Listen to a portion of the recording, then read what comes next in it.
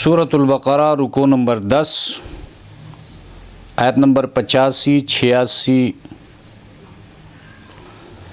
نحمدہ ونصلی علی رسولہ الکریم، اما بعد فاعوذ باللہ من الشیطان الرجیم، بسم اللہ الرحمن الرحیم۔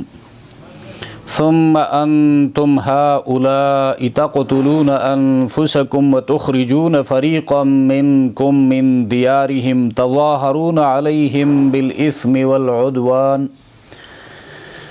وَإِن يَأْتُوكُمْ أُسَارَىٰ تُفَادُوهُمْ وَهُوَ مُحَرَّمٌ عَلَيْكُمْ إِخْرَاجُهُمْ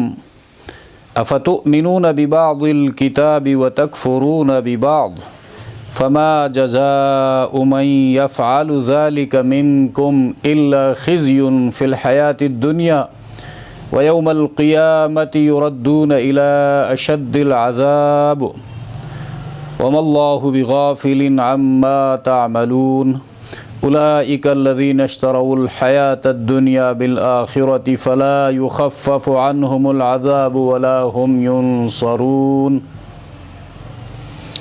صدق اللہ العظیم۔ ترجمہ: پھر تم وہ لوگ ہو کہ ویسے ہی خون کرتے ہو آپس میں اور نکال دیتے ہو اپنے ایک فرقہ کو ان کے وطن سے، چڑھائی کرتے ہو ان پر گناہ اور ظلم سے، اور اگر وہی آئے تمہارے پاس کسی کے قیدی ہو کر تو ان کا بدلہ دے کر چھڑاتے ہو، حالانکہ حرام ہے تم پر ان کا نکال دینا بھی۔ تو کیا مانتے ہو بعض کتاب کو اور نہیں مانتے بعض کو؟ سو کوئی سزا نہیں اس کی جو تم میں یہ کام کرتا ہے، مگر رسوائی دنیا کی زندگی میں اور قیامت کے دن پہنچائے جائے سخت سے سخت عذاب میں، اور اللہ بے خبر نہیں تمہارے کاموں سے۔ یہ وہی ہیں جنہوں نے مول لی دنیا کی زندگی آخرت کے بدلے، سو نہ ہلکا ہوگا ان پر عذاب اور نہ ان کو مدد پہنچے گی۔ گزشتہ درس سے آج کا درس بھی متصل ہے، یعنی گزشتہ درس کا حصہ ہے۔ وہاں پر یہ فرمایا تھا تم سے وعدہ لیا گیا ہے اس بات کا کہ ایک دوسرے کا خون نہیں بہاؤ گے اور ایک دوسرے کو بے گھر نہیں کرو گے، اور تم نے اس کا اعتراف بھی کیا تھا، اقرار کیا تھا، وَأَنْتُمْ تَشْهَدُونَ، اور تم مانتے ہو۔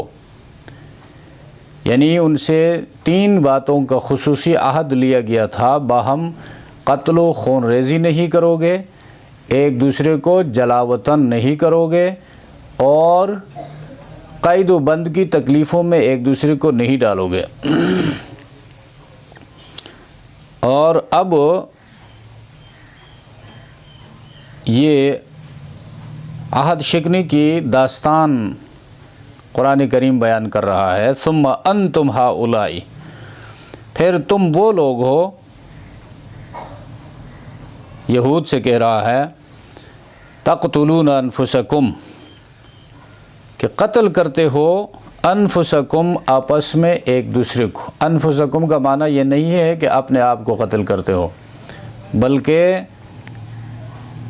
انسان ایک جان کی طرح ہے، سب کا خون برابر ہے، لہٰذا ایک کو قتل کرنا دوسرے کو قتل کرنے کے مترادف ہے۔ تو ایک کو قتل کرے گا، اس کے بھائی بند اٹھیں گے، اس کا قبیلہ اٹھے گا، اس کا خاندان اٹھے گا، وہ دوسرے کو قتل کریں گے، تو ایک دوسرے کو قتل کرنا ہوا۔ تقتلون انفسکم وتخرجون فریقا منکم، اور تخرجون اخراج نکالنا، اور نکال دیتے ہو ایک جماعت کو، منکم اپنوں میں سے، من دیارہم ان کے گھروں سے، تظاہرون علیہم، تظاہرون، ظاہرہ کے بعد اعلیٰ آ جائے تو کسی کے خلاف کسی کی مدد کرنا، چڑھائی کرتے ہو ان پر، بالاثم والعدوان، گناہ اور ظلم سے۔ تو تظاہرون، اب یہ اس کے ساتھ یعنی مدد کرنا کسی کے خلاف، ایک تو یہ ہوتا ہے ظلم کے خلاف کوئی کسی کی مدد کرے، بے انصافی کے خلاف کوئی کسی کی مدد کرے، اور فحاشی کو، بے حیائی، عریانی کو روکنے کے لیے کوئی کسی کی مدد کرے، اس کو قرآن قدر کرتا ہے۔ لیکن یہاں پر قید لگا دی، بالاثم والعدوان، گناہ اور ظلم سے، گناہ اور ظلم سے۔ جس طرح مدینہ میں دو گروہ یہودیوں کے رہتے تھے، بنو قریظہ اور بنو نذیر، اور پھر انصار کے جو دوسرے گروہ تھے، اوس اور خزرج، ان کے ساتھ ان کی الائنس تھی، ان کا اتحاد تھا، اور جب لڑائی ہوتی تھی تو یہ اوس کے ساتھ جو اتحاد میں ہوتے تھے وہ ان کے ساتھ مل کر خزرج کے ساتھ جو اتحاد میں ہوتے تھے ان کی پٹائی کرتے تھے اور ان کو گھروں سے نکالتے تھے، اور وہ بھی گناہ اور ظلم سے۔ گھروں سے نکالنا، گھر سے نکالنا، قتل کرنا فوجداری جرم ہے، اور گھروں سے نکالنا یہ دونوں قسم کا جرم ہے، فوجداری بھی ہے، دیوانی بھی ہے، اس کو معاشرے سے آؤٹ کیا جا رہا ہے۔ تو یہاں پر سوچنا یہ ہے کہ قرآن کریم ان آیات سے کیا سکھانا چاہتا ہے۔ شریعت کی اصطلاح میں اس کو علم الاجتماع کہا جاتا ہے۔ علم الاجتماع، ایک کا دوسرے کو نکالنا، خود اپنے آپ کو نکالنا ہے، اس لیے کہ ایک بندہ دوسرے کو نکالے گا تو دوسرے کا تعلق بھی کسی کے ساتھ ہے، اور معاشرہ اسی طرح وجود میں آیا ہے۔ تو عصبیت ناجائز طریقے سے جڑ پکڑے گی تو ایک دوسرے کو نکالنے کا ایک نہ ختم ہونے والا سلسلہ شروع ہو جائے گا، اور یوں اجتماعیت ختم ہو جائے گی۔ تو قرآن کریم نے فرد سے اس کی اصلاح شروع کی کہ اس قسم کا معاملہ ایک دوسرے کے ساتھ نہ کیا کرو، اور ایک دوسرے کو قتل کرنا، ایک بندہ دوسرے کو قتل کرتا ہے تو دوسرے بندے کا بھی آخر کسی کے ساتھ تعلق ہے، رشتہ داری ہے، معاشرے میں وہ رہتا ہے، تو اس کے بھائی بند ہوں گے، اس کے رشتہ دار ہوں گے، اس کا قبیلہ ہوگا، وہ اٹھیں گے تو قاتل کے خلاف کارروائی کریں گے، قاتل کے خاندان کے، قبیلے کے اچھے لوگوں کو، قابل اور باصلاحیت لوگوں کو پکڑ کر قتل کریں گے، اور یوں خون ریزی کا ایک نہ ختم ہونے والا سلسلہ شروع ہوگا۔ تو قرآن کریم نے اس پر پابندی لگا دی کہ پوری امت اجتماعی زندگی میں ایک جان کی طرح ہے۔ اور یہود کے حوالے سے یہاں پر قرآن کریم ان کی بد کرداری کو بیان کر رہا ہے، عہد شکنی کو بیان کر رہا ہے۔ ثم انتم ہؤلاء تقتلون، ایک دوسرے کو قتل کرنے پر پابندی لگائی گئی تھی۔ لا تسفکون دماءکم کہا ہے، میثاق اللہ کے ساتھ پختہ عہد کرتے ہوئے انہوں نے یہ کہا تھا کہ ہم قتل نہیں کریں گے، اس لیے کہ ثم اقررتم ہے آیت کے آخر میں، لا تسفکون دماءکم، اللہ نے ان سے کہا ایک دوسرے کا خون مت بہاؤ، ایک دوسرے کو گھروں سے مت نکالو، ثم اقررتم، تم نے اس کا اقرار بھی کیا تھا، اقرار زبان سے، تصدیق بھی کیا تھا، اور اطاعت کا التزام اور فرمانبرداری کا عہد بھی کیا تھا۔ اقرار کے یہ دونوں معنی آتے ہیں۔ اور پھر اللہ ان سے فرماتا ہے ثم انتم، پھر تم وہی ہو، ہؤلاء تقتلون انفسکم، خون کرتے ہو آپس میں ایک دوسرے کا، وتخرجون فریقا منکم، اور نکال دیتے ہو اپنے ایک فرقہ کو ان کے وطن سے، دیار، دار کی جمع ہے، ان کے وطن سے، ان کے گھروں سے۔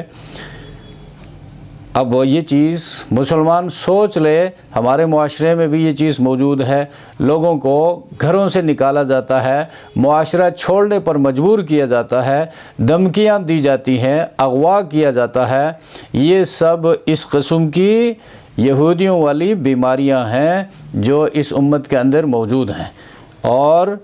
یہ احکام ہمارے لیے بھی ہیں۔ تظاہرون علیہم بالاثم والعدوان، چڑھائی کرتے ہو ان پر بالاسم والعدوان، گناہ اور ظلم سے۔ تو یہ مدد کرنا، ایک دوسرے کی تائید کرنا جائز کاموں میں وہ عبادت ہے، شریعت اسلامی کا حکم ہے۔ تعاونوا علی البر والتقوی، نیکی کے کاموں میں اور پرہیزگاری کے کاموں میں ایک دوسرے کی مدد کیا کرو، ایک دوسرے کا ہاتھ مضبوط کیا کرو، لیکن یہاں پر بالاسم والعدوان، گناہ اور زیادتی کے کاموں میں تو شریعت کے بالکل برعکس وہ چلتے تھے۔ گناہ اور ظلم کے کاموں میں ایک دوسرے کی مدد کرتے تھے اور انصاف کے کاموں میں ایک دوسرے کی مدد نہیں کرتے تھے۔ اگر یہ لوگ ظلم کو مٹانے کے لیے کھڑے ہوتے تو ان کی تعریف ہوتی، لیکن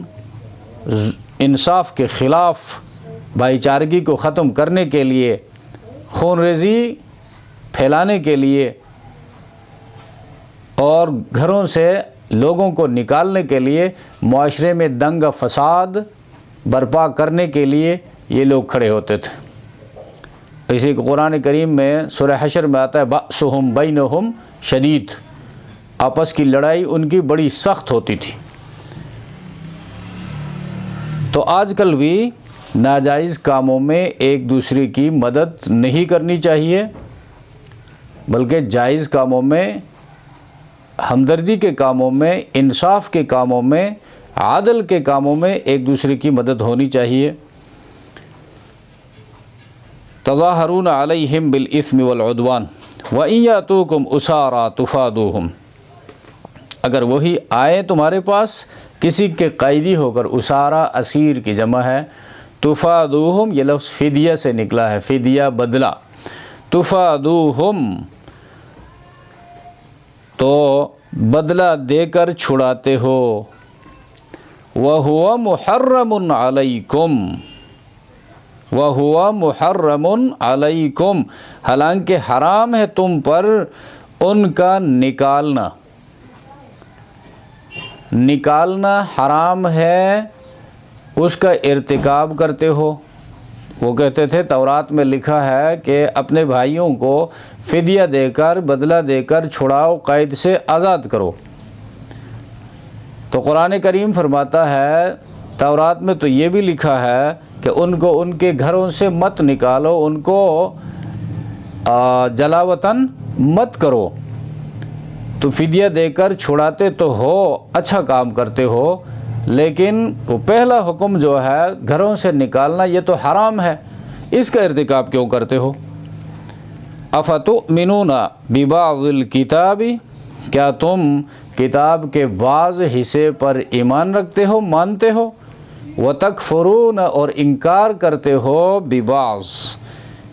بعض کا۔ اب بعض کا انکار، بعض کا اقرار،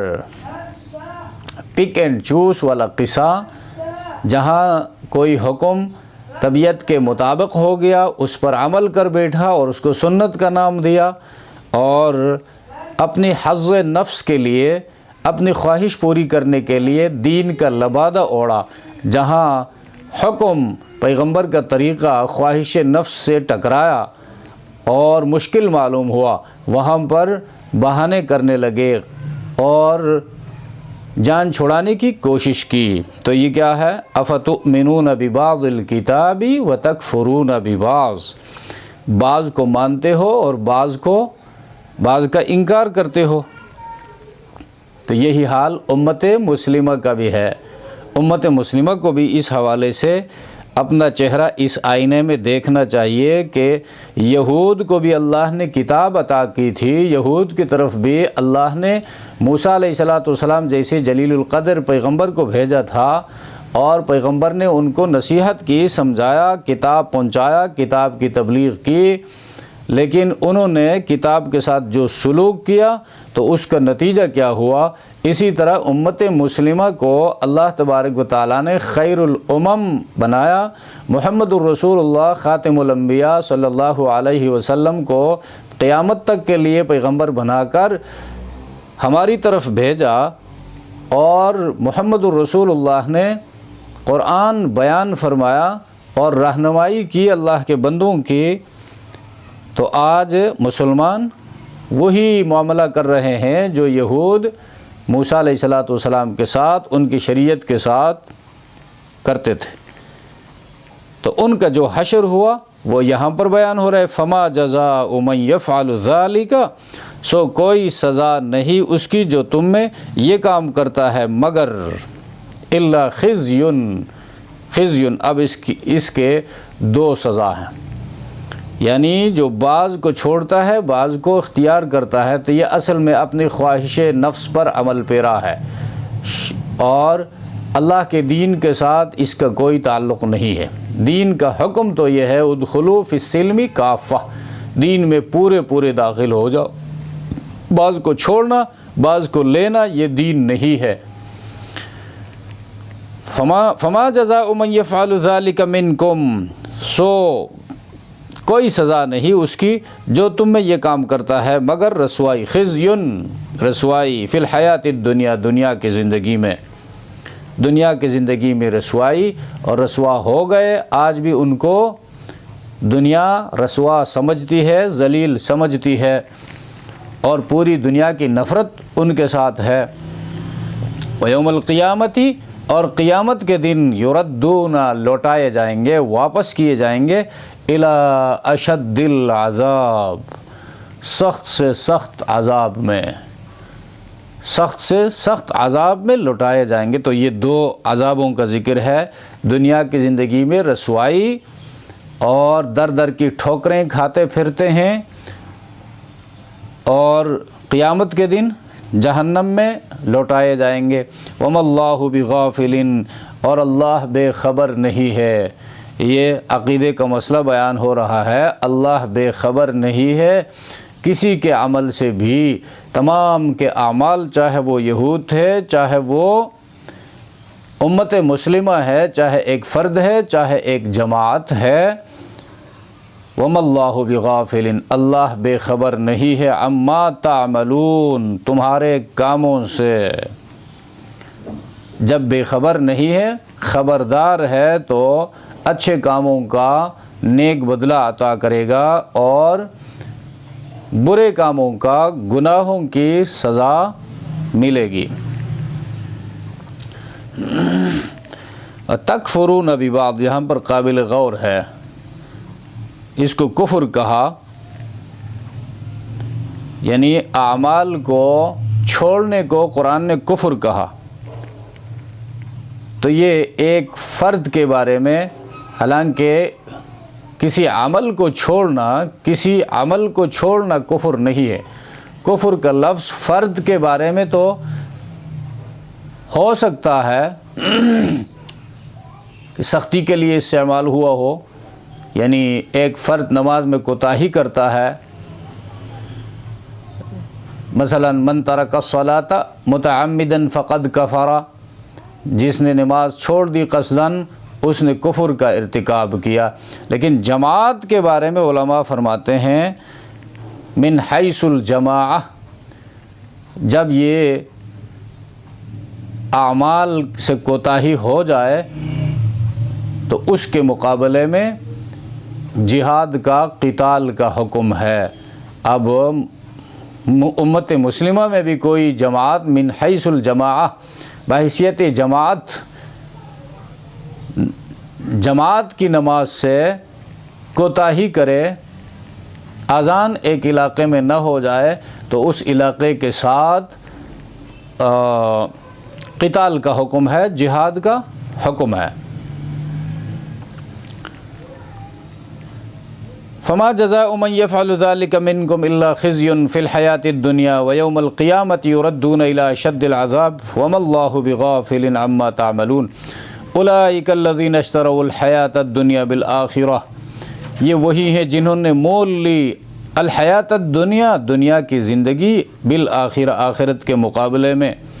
تو دنیا کی زندگی کس لیے مول لی؟ اپنے مفادات کو مقدم رکھا، اللہ کے احکامات کو پس پشت ڈال دیا۔ اللہ کا حکم یہ تھا کہ اجتماعیت کے ساتھ رہو، امن کے ساتھ رہو اور آپس میں ہمدردی کے ساتھ رہو، لیکن انہوں نے اپنے مفادات کو حاصل کرنے کے لیے لڑائیاں شروع کر دی، اللہ کی زمین میں خون ریزی اور فساد مچایا۔ تو دنیا کی زندگی کو انہوں نے ترجیح دی آخرت کی زندگی پر۔ فلا یخفف، سو ہلکا نہ ہوگا، عنہم العذاب، ان پر عذاب، ولا ہم ینصرون، اور نہ ان کو مدد پہنچے گی۔ تو یہاں پر یہ یہود جو تھے انہوں نے اوس اور خزرج سے اتحاد قائم کیے، آپس میں ایک دوسرے کو ہرانے کے لیے، ایک دوسرے کو قتل کرنے کے لیے، ایک دوسرے کو جلاوطن کرنے کے لیے۔ حالانکہ اگر یہ اس کے بجائے یوں کرتے کہ دونوں اہل کتاب ہیں، بنو قریظہ بھی بنو نذیر بھی، اور کتاب کی بنیاد پر اتحاد قائم کر لیتے، آپس میں امن و امان کے ساتھ زندگی بسر کرتے تو کتنا اچھا ہوتا۔ لیکن مشرکین کے ساتھ اس زمانے کے انہوں نے اتحاد کیا دنیاوی مفادات کے لیے۔ تو ہمارے لیے بھی اس میں یہی سبق ہے کہ آج مسلمان اپنے دین کے احکامات کو، دین کی بنیادوں کو چھوڑ کر کامیابی کے لیے اللہ کے دشمنوں کی طرف دیکھ رہا ہے، یہود و نصارہ کی طرف دیکھ رہا ہے کہ ان کے ساتھ ہمارے تعلقات اچھے ہوں گے تو ہم بھی ترقی کریں گے، ٹیکنالوجی میں آگے جائیں گے، سائنسی علوم میں آگے جائیں گے، لیکن یہ خواب کبھی شرمندہ تعبیر نہ ہو سکا، بلکہ روز بروز مسلمان ذلت کا شکار ہوتے جا رہے ہیں، عقیدہ آخرت کم ہوتی جا رہی ہے، کمزور ہوتی جا رہی ہے، اور مسلمان صرف نام کے مسلمان رہ گئے اور عمل کی رمق ان کے اندر باقی نہیں رہی،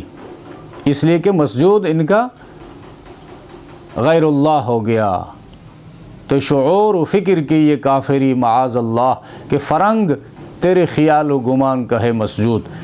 اقبال نے اس کا رونا رویا تھا کہ اپنا عقیدہ درست کرو، اپنے اعمال کو درست کرو، اور غیر اقوام کی طرف جو اصل میں تمہارے دشمن ہیں، تمہارے نبی کے دشمن رہ چکے ہیں، ان کی طرف مت دیکھو۔ اللہ تبارک و تعالیٰ ہم سب کو عمل کی توفیق عطا فرمائے۔ سبحان ربک رب العزت عما یصفون وسلام علی المرسلین والحمد للہ رب العالمین۔